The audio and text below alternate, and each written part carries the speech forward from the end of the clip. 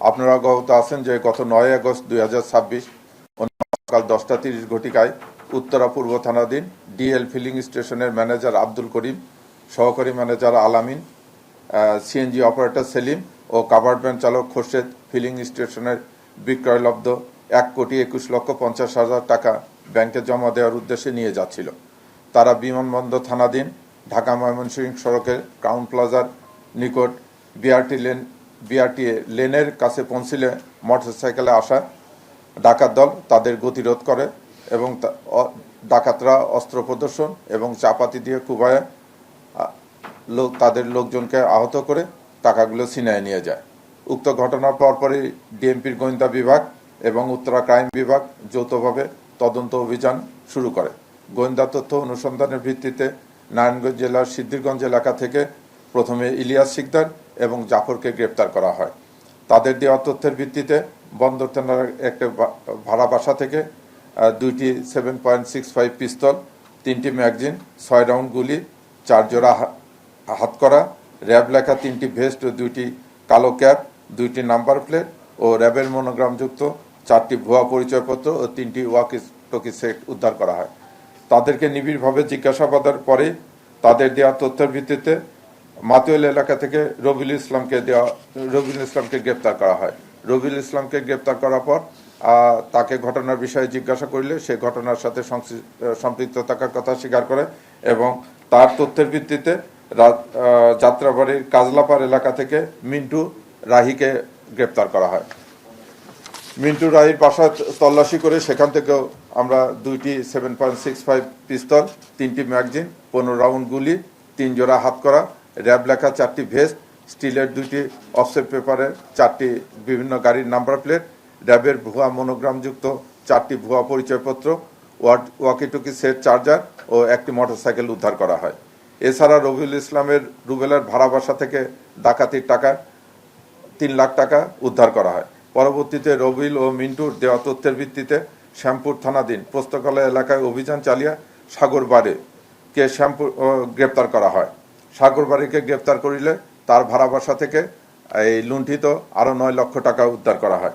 এ পর্যন্ত এই ঘটনার সাথে জড়িত মোট 5 জনকে গ্রেপ্তার করা হয়েছে এবং তাদের কাছ থেকে 4টি 7.65 পিস্তল, 6টি ম্যাগাজিন, 21 রাউন্ড গুলি, 7 জোড়া হ্যান্ডকাপ, র্যাব লেখা 7টি ভেস্ট, 2টি ক্যাপ, র্যাবের মনোগ্রামযুক্ত 8টি ভুয়া পরিচয়পত্র, ওয়াকিটকি সেট, চার্জার, স্টিলের এবং পেপারের গাড়ির নেমপ্লেট, মোটরসাইকেল একটি এবং চাপাতি এগুলো উদ্ধার করা হয়। গ্রেপ্তারকৃত 5 জন হলো ইলিয়াস শিকদার, মোহাম্মদ রবিউল ইসলাম, জাফর, মিন্টু রাহি এবং সাগরবাড়ি। আপনারা যদি আপনাদেরকে আরও একটু তথ্য দিয়ে রাখতেছি যে এই যে সাগরবাড়িকে গ্রেপ্তার করা হয়েছে তার নামে মোট 13টি মামলা রয়েছে। সে একজন পেশাদার ক্রিমিনাল এবং ঢাকা শহরে এর আগেও পূর্বেও সে একই কায়দায় মোটরসাইকেল যোগে এবং মাইক্রোবাস যোগে বিভিন্ন আর্থিক প্রতিষ্ঠান থেকে নগদ টাকা এভাবে ছিনতাই করেছে। আসামি রবিউল ইসলামের বিরুদ্ধে 4টি মামলা রয়েছে। আসামি মিন্টু রাই তার বিরুদ্ধে 3টি মামলা রয়েছে। আসামি জাফরের বিরুদ্ধে 2টি মামলা রয়েছে এবং আসামি ইলিয়াস শিকদারের বিরুদ্ধে 1টি মামলা রয়েছে। আমরা এই ঘটনার সম্পূর্ণ তথ্য উদ্ঘাটন করেছি। ঘটনার সঙ্গে জড়িত আরও প্রায় 6-7 জন আছে এবং আরও কিছু টাকা উদ্ধার করতে বাকি আছে। এই বাকি টাকা উদ্ধার এবং বাকি আসামিদের গ্রেপ্তারের জন্য ঢাকা মহানগর পুলিশের তৎপরতা অব্যাহত আছে। না, টাকা ব্যয় তো করতে পারেনি। যে আমরা যে সাগরবাড়িকে যে ধরলাম, সাগরবাড়ি বলল যে তার তথ্য মতে সে 9 লাখ টাকায় ভাগ পেয়েছে, কাজে সে টাকা করতে পারেনি, ব্যয় করতে পারেনি এবং অন্য এখানে টাকাটা অন্যভাবে ভাগ হয়েছে আর কি। যারা মেন এর সঙ্গে জড়িত তারা একটা মেজর পোর্শন নিয়ে গেছে, অন্যান্যরা যারা বিভিন্ন কারণে যারা অস্ত্র সাপোর্ট দিয়েছে, যারা রেকি করেছে, তারা বিভিন্ন পোর্শন অনুযায়ী আনুপাতিক হারে ভাগ পেয়েছে। তা বাকি আসামিদেরকে গ্রেপ্তার করলে ইনশাল্লাহ আরো কিছু টাকা উঠতে হবে। আমরা যে সাগরবাড়িকে গ্রেপ্তার করেছি আপনাকে বললাম যে তার বিরুদ্ধে 13টি মামলা রয়েছে এবং অন্যান্য যে আসামি আছে তাদের বিরুদ্ধেও একাধিক মামলা রয়েছে। মূল হোতা যে এটা অর্গানাইজ করেছে সে এখনো পলাতক রয়েছে, আমি এটা বলবো। কিন্তু যারা 3 জন একবারে সক্রিয়ভাবে অংশগ্রহণ করেছিল এরকম 3 জনকে আমরা করতে পারছি। মূল যে মাস্টারমাইন্ড সে এখনো পলাতক আছে। তাকে ধরা হলে, কারণ সে এটা অর্গানাইজ করছে, তো তাকে ধরা হলে আরো বিস্তারিত জানাবে। আপনারা জানেন যে পেট্রোল পাম্পে যখন হয়, টাকাটা জমা হয়, এটা বিকল্প টাকা, ওনারা দিন শেষে পরের দিন জমা দেয় এরকমই একটা নিয়ম করে থাকে। তো কোনো বন্ধের ছিল বোধহয়, বন্ধের কারণে, হ্যাঁ, শুক্র শনিবার 2 দিন বন্ধ থাকার কারণে ওনাদের টাকাটা জমে গেছে।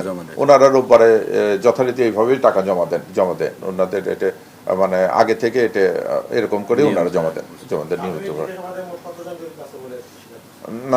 8 থেকে 10 জন। আমরা 8 জনের আপনারা মোটামুটি সিসি ক্যামেরার ফুটেজ পেয়েছি, সেখান থেকে শনাক্ত করেছি। আর ওনারা বলতেছেন নেপথ্যে আরো 2 জন ছিল। না না না, এখন পর্যন্ত তার সঙ্গে কোনো পরিচয় পাওয়া যায়নি। উনি একজন এই লাইনে পেশাদার ক্রিমিনাল। এই গ্রুপটাকে যদি ডিসমেন্টাল করা যায় বা এই গ্রুপটাকে যদি যায়, আমি মনে করি যে অপরাধ, এই ধরনের অপরাধের একটা মেজর অংশ কমে যাবে। আমি বললাম না যে সাগরবাড়িকে ধরেছি, তার নামে 13টা মামলা আছে এবং যে এটার অর্গানাইজার, তার নামে আমার ধারণা যে 20+ হয়ে যাবে। একই নেচারের মামলা, পুলিশের অস্ত্র না। আমরা করে দেখেছি, নাম্বারগুলো নিয়ে আমরা মিলায় দেখছি, এগুলো পুলিশের অস্ত্র না ভাই, এগুলো তার অবৈধ পথে সংগৃহীত অস্ত্র।